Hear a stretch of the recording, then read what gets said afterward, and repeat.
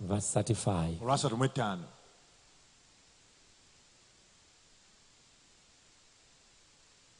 Verse 35.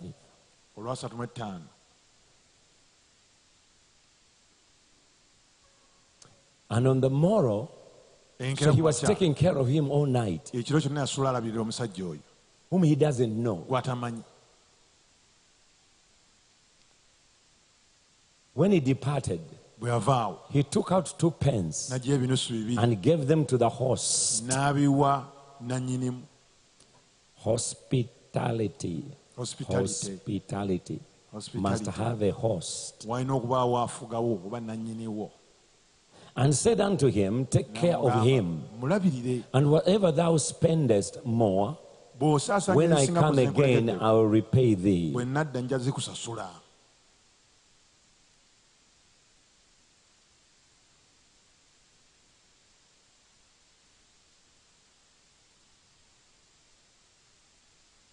He took 2 pence. He gave it to the owner, the host, and said, take care of him.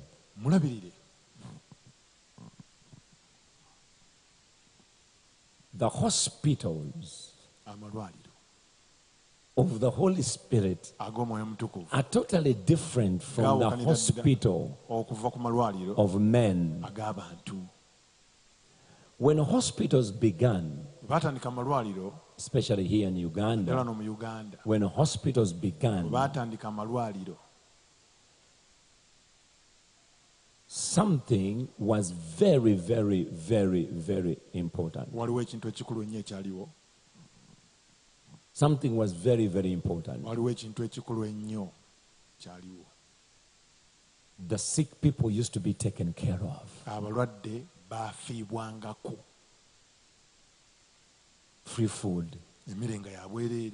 You go to, my mom was in Mulago Hospital. It was like a hotel. It was like a hotel.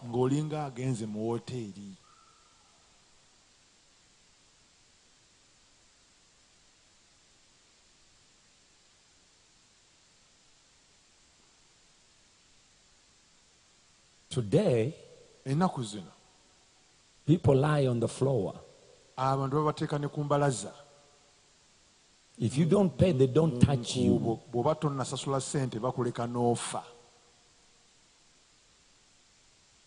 Care is limited. If you are rich, they care for you.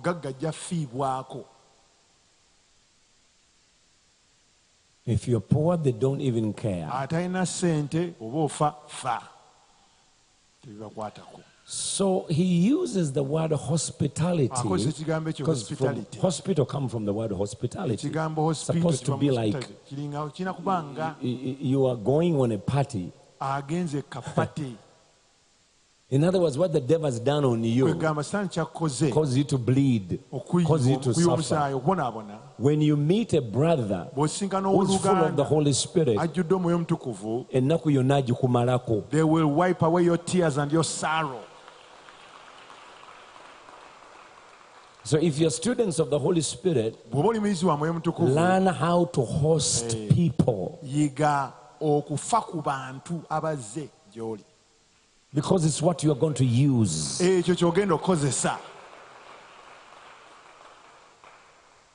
And he said, use hospitality to one another without grudging. Grudge. You know what a grudge? Grudge. When you have a grudge against somebody. Just a minute.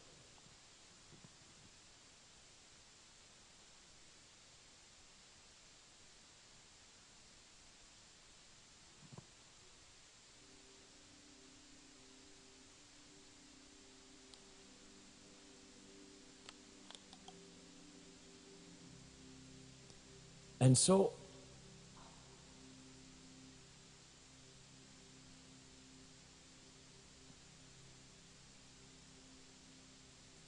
Why do we have a grudge? You see, child of God, if you really want to know what to do, how many of you want to know what to do?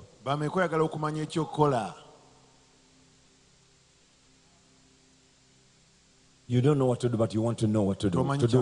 To do what is right. You want to do the will of God. How many of you? Let me tell you. Whenever you come across something tells you go and do the right thing, and you don't know what the right thing is, ask what is the wrong thing.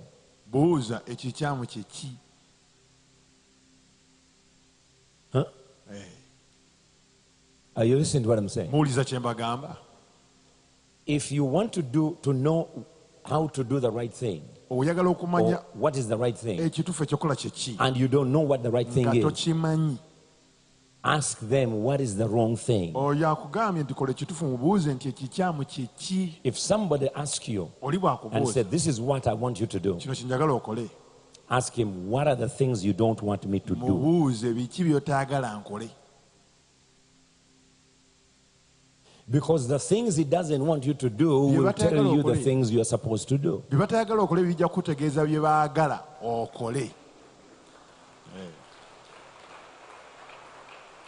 When someone said, please, if you are going to come where I am, don't go north, east or west. He has just told you, go south.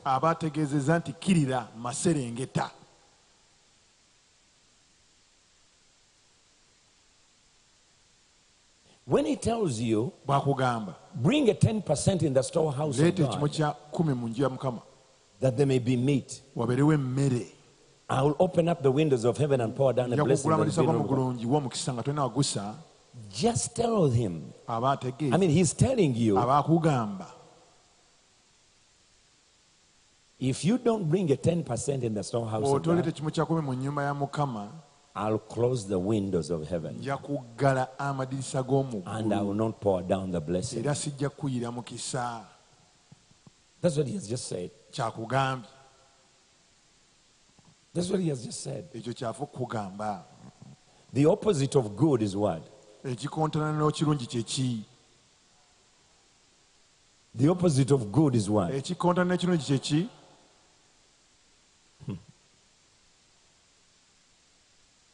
You see? That's the key.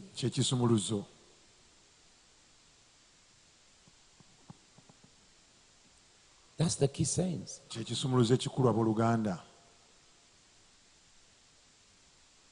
You have to. Why is he saying without grudging? Where did the grudge come from? Where is the grudge? We don't live in the same place. We all came to a church. We came to worship, to ask God. Where do I pick up the grudge with Pastor Arthur?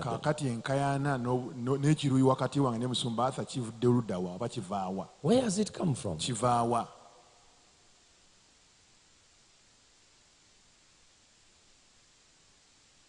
Look at the pastor next to you. He said, tell him, I came here by myself. I have issues why I came. I don't want to deal with your issues.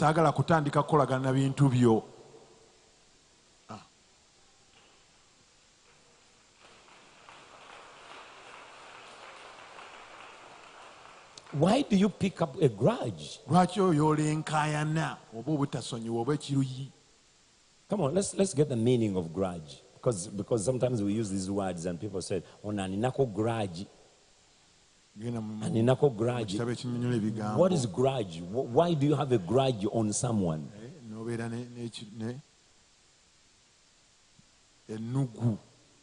Put up the dictionary meaning of the word grudge.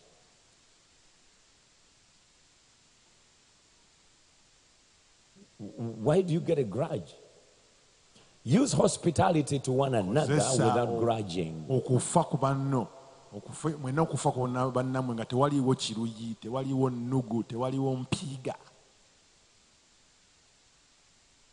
What is grudging? Are you there?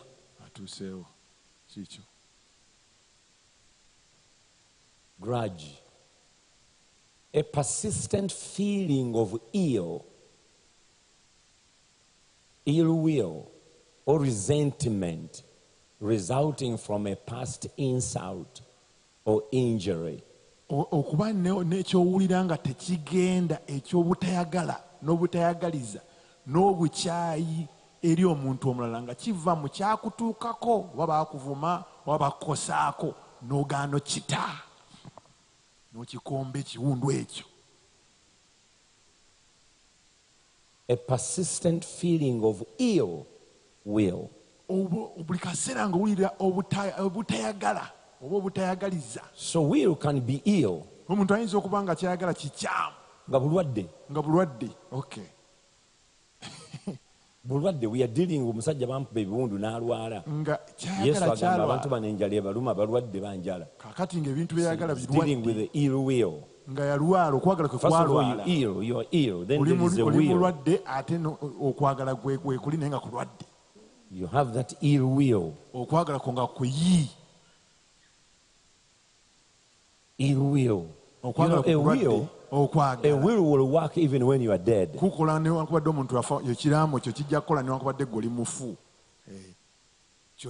some of us, without hospitality or without the Holy Spirit, you are literally carrying your will. Ekiraamo kyo otambula n'ekiraamo wakola ekiraamo naye nga kya bulwadde. Ekiraamo kyo kibi ky'otambula nakyo from church to church, from fellowship from group to group, from family to family. You have that thing. Something happened to you.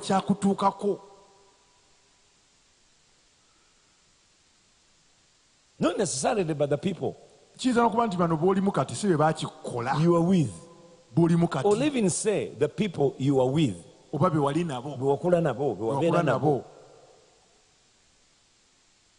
ng'olina grudge eyo. Naye ng'olina ekiruyi, olina ekiniga, olina ekintu kikutulidde mu mutima oganya okita.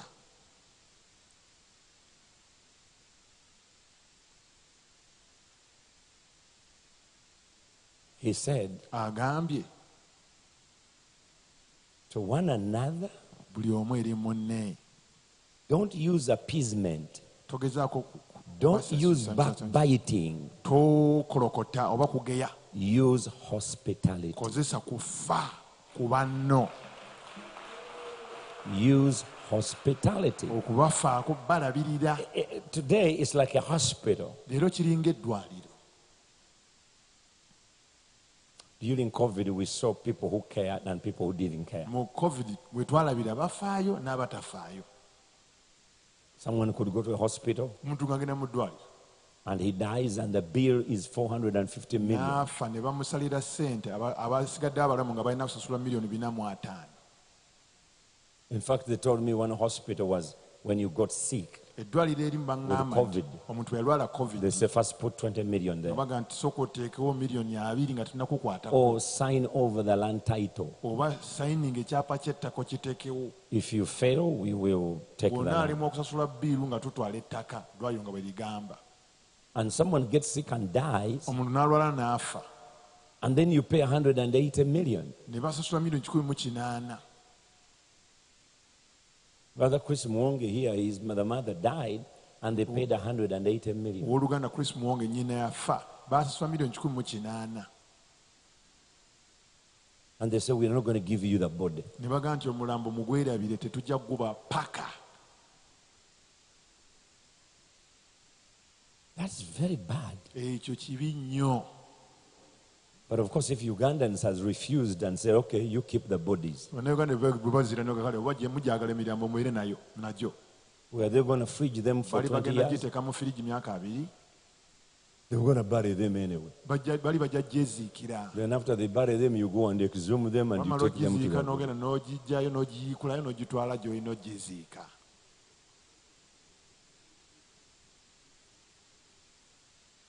Hello? Hospitality. Hospitality. That's where the hospital should be. Like the Good Samaritan.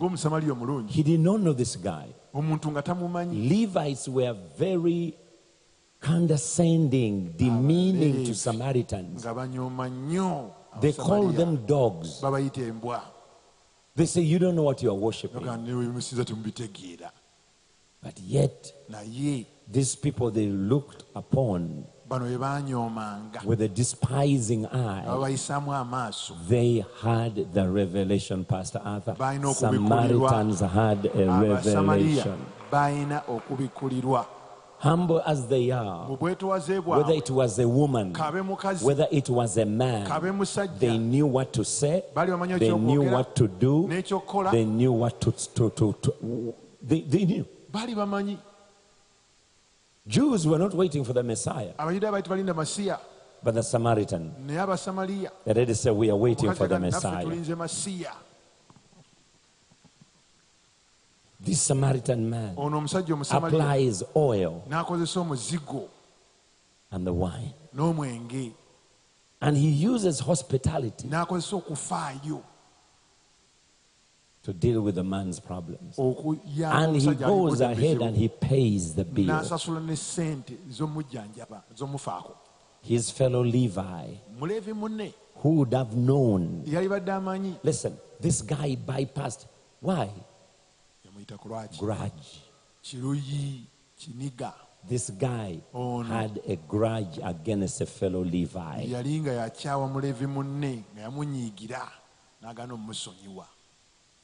Either he took his wife, either he married somebody, either what have you.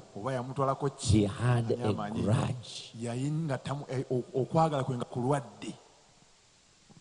He had a grudge. He bypassed him. This Samaritan man looked at him and he had compassion, not pity. Child of God, the Holy Spirit does not give you a pity party. Never. He doesn't use his pity, because when you look at somebody and you have pity on them, it's like you are proud of what you're about to do. You're gonna go on a pedestal because I help so and so.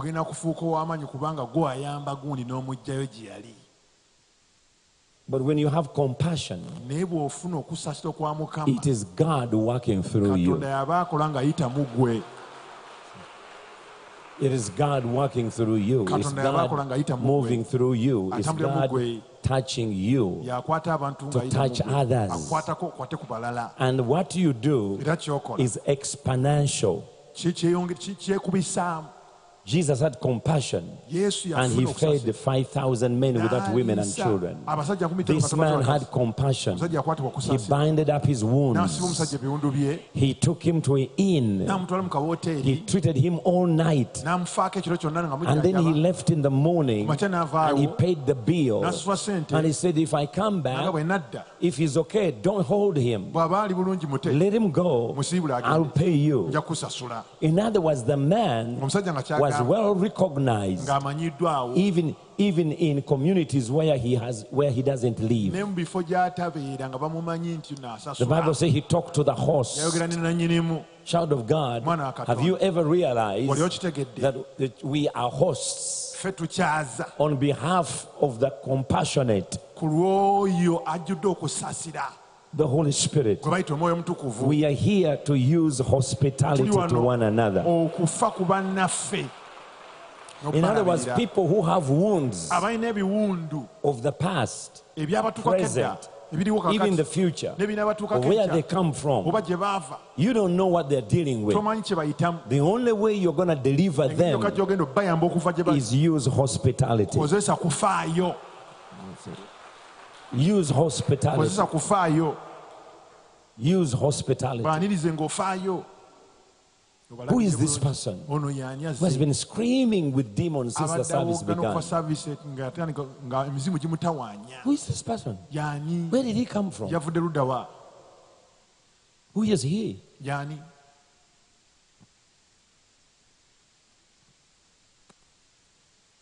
Don't pity them. Brothers and sisters, never let anybody pity you. You're a child of God. No. Wrong interpretation. Never let somebody to pity you.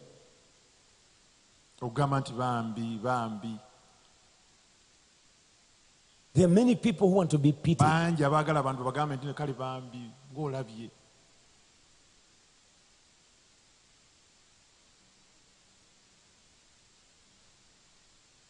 You're a child of God. Your name is written in the book of life.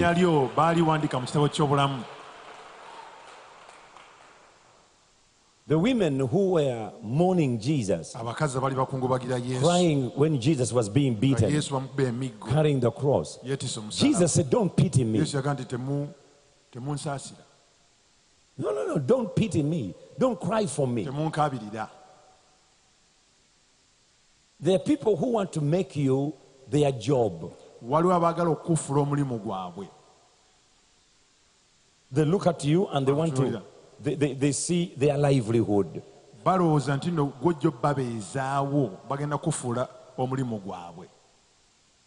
look at you and say, oh, you're poor. Oh, you're a widow. Oh, you are this. Oh, you are that. Okay, bananga omukyalo oyo mulaba. Do you see that woman? Bananga ali bubi. She's really badly off. Sukaali ne mutwalira. Just get me some sugar, some clothes, and I take to her. And then for them, buli ke bakuleetera baawulako. You become their project. Because when you are pitied, you're going to become a project.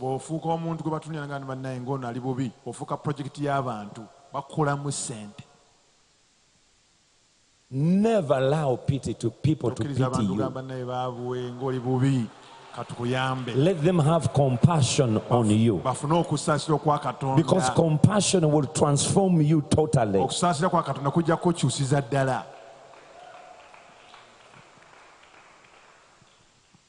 And Africans, we love to be pitied.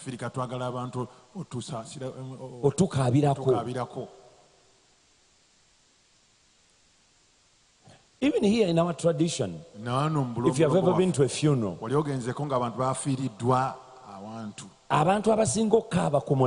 the people who mourn the most, they don't dig the grave. Hello? They don't dig the grave. They don't bring the money to build the grave. They don't bring tents. They don't bring seats. Once they're done crying, they go to the backyard in the kitchen and ask, where is the food at? I remember somebody died and we were going to Mitiana to bury them. Those days we didn't have money. So we could hire a taxi to take us. So we hired a taxi from Kampala. And we went talking.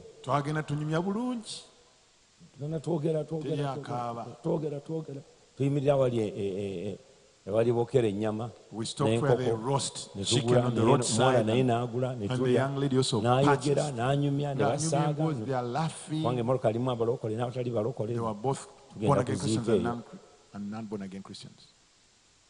As we are turning near the house where the late was, this girl came joking and talking normally. She began to scondocate like a car which is running out of fuel. We said, are you all right? I'm not all right. She began to sconducate.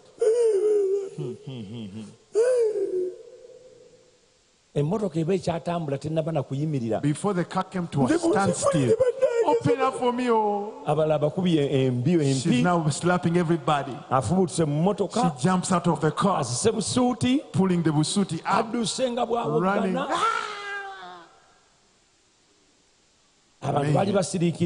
People are quiet. When she comes crying, I think she's the daughter of the late. Sorry. She threw herself down, rolled on the floor, created mayhem. So we went in. We put our flowers, our wrists, and the girl was just rolling near this, the coffin. So we got out and went outside.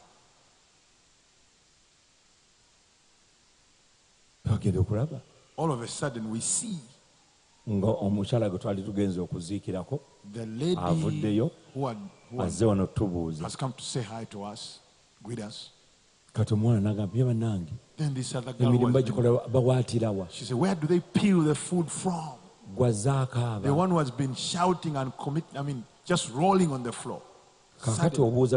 She's talking about the food and where they are preparing the food from. Why not where they dig the grave from? We want to be pitied. I was still young in Masoli.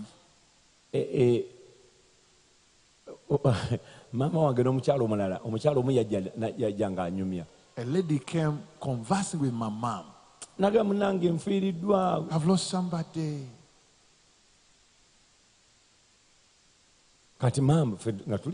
We were this other side in the compound.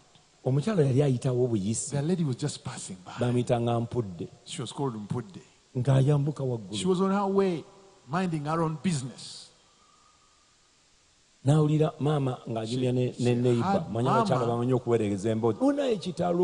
with a neighbor across the road. Oh, it's so sad. I even heard, it's so sad. So sad. The lady began to cry. Who was passing by? Banange kitalo nnyo ensi eweddewo banange tunakola tutya mukyala mwawule munayinga kitalo nnyo banna. It's so sad. It's so sad. Kozi afudde abadde musajja oba mukazi? Was it a male or a female who died?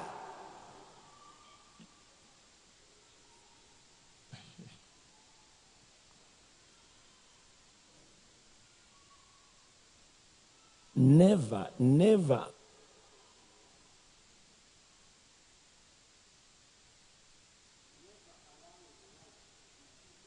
tokkiriza abantu okukaabirako mu bulamu.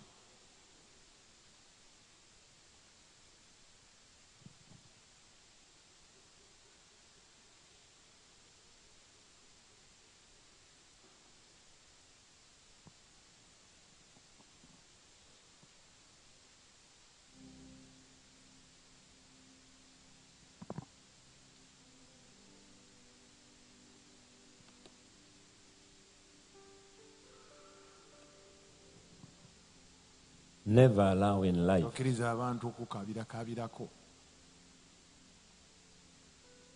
the word pity comes from the word pit. Ekigambo piti kya luzungu kiva mu kigambo pit oba ekinnya. When you want to be pitied, they throw you in a pit of tears. Bajja kusula mu kinnya ky'amaziga. Abaganda bagamba nti basajja kikere. The Baganda have that saying. If you want to be free as a student of the Holy Spirit, get out of the pit.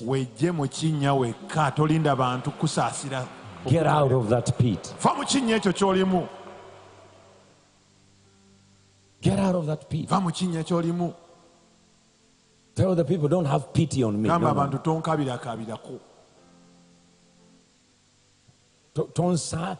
Tonsasira nga ate onsekerera. Gwokimanyi nti eri abantu abatagala ove mu mbeera. Do you know there are people who do not want you to leave your condition right now? Their joy is to see you in that state, because then you are dependent. They can give you a kilo of sugar every once in a while. Then you have to keep coming back to them, and they give you some portion. Why don't they give you everything at once? So you go and know what to do with it. They feel like, That's why when Jesus comes in your life, the Holy Spirit, He gives you abundance. God makes you a believer, not a beggar.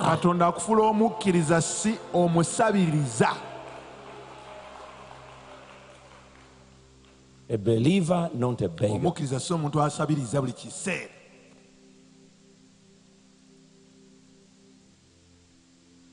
See? That's why He said, ask anything in my name. Ask anything in my name. I will give it to you. So that the Father may be glorified. So use hospitality. Use hospitality. Hospitality is where we get the word hospital.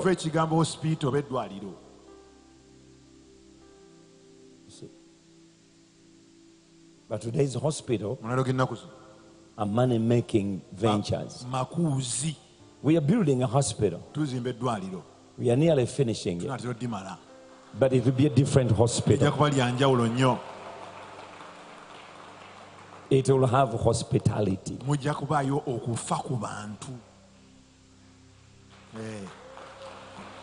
The hospitality of the Holy Spirit. So first of all, you must get rid of the spirit of grudge.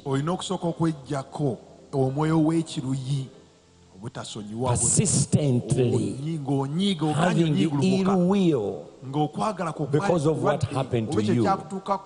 You are insulted. You had an insult.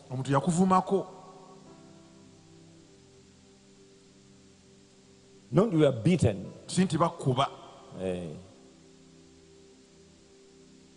Not that you are abused, but you are insulted. Insults. You know, insults are thrown. Yeah, insults are thrown. Someone can say something in the body of Christ. That girl, she was with a guy last night. I saw them with my eyes. Every evening, once the service is over, they go together. I remember one day we were having a service up there in Chivao. And someone brought me a report. He said, Musumba, Pastor, you must preach the real gospel. There are some ladies here. They are getting themselves young ladies, young men. I said, are you married? She said, no, I'm not. I said, why don't you get one of the young men and also get out of here? Stop talking about other people. Pastor, we are born again, no. I said, you want to get married, God? Yes, so, but I cannot go with young boys. I said, how many have gone with young men? Yeah. Two. One has a car. When she's leaving, and you speak to that young boy, she wants to attack you and insult you. Okay. I say, Kali, do you know those ladies? Yeah. Don't take me, I just told you. It was a secret. Let's go. One lady, when she was 15 years old, she gave birth to a son.